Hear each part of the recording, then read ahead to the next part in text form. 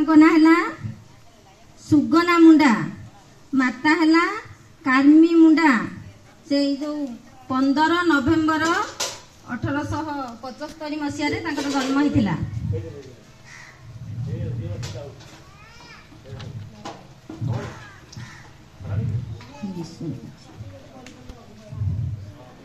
जन्मस्थान है उल्लीहातु गाँ लोहारजगा जिला झारखंड पश्चिम बंगर। से जड़े भारतीय आदिवासी स्वतंत्रता सेना और धार्मिक नेता थिले।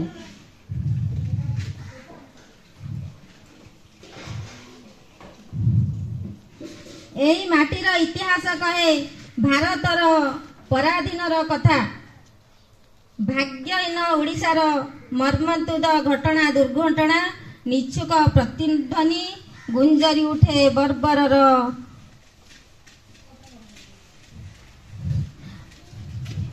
इंग्रेज मानकर शासन आम प्रति निर्यातना प्रतिदान बदल पिठिरे चाबुक पशु परी हल न कले हुए पिठिरे चाबुक बंचिबा पई जंगलरू काठ काटिले चाबुक ख्रिस्टियान धर्म ग्रहण न कले मध्य चाबुक लहुलुहाण होई आदिवासी मानकू किए निर्यातनारू रक्षा करिवो। भारेणी पड़गला समस्त मनरे परे अम्लान सूर्यर तेजदीप्ति आभानी मुंडा संप्रदायर जन्म ग्रहण कले ना तांकर थिला बिरसा मुंडा। 10 वर्ष बयस रे गोटे अग्निपिंडला परी से अत्याचार को केमती से शपथ नेले मुंडा जाति मानकू किपरि शांति रे बंचिबा को देबे। बिरसांकर रोगी सेवा थिला प्रथम व्रत। बिरसा लोकंकू एक जुट करी बच्चा सर गुड़ी माड़े भारत को प्रकम्पित कले से माने आउ रही परिबा नहीं बेसी दिन रही परिबेनी बोली भाबिली। तेणु इंग्रेज माने घोषणा कले जे जीए बिरसा मुंडा को धरी देब ताकू आमे 500 टंका दबु।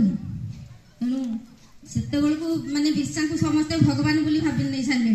तेणु किए धरे देब माने ताकर रघु मुंडा नामक जने ताकर सहपाठी सांग जने सी कौ जगार अच्छा से जानते।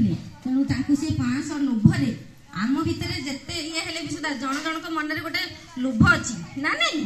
तेणु आम देश माने पराधीन थिला एमती केत लोभी ये चक्रांत पड़ी आम देश पराधीन थिला। तेणु से कौन कले 500 टंका लोभरे से धरीदेले केतले अर्धरात्रि समय से शोईथिबा अवस्था रे तांकु नेगिरी धरीदेला परे तांकु इंग्रेज माने नेगिरी आनिगिरी कौन कले ना रांची रो जेल रे रखिदेले। रखिला परे ताकु हजारीबाग जेल तापरे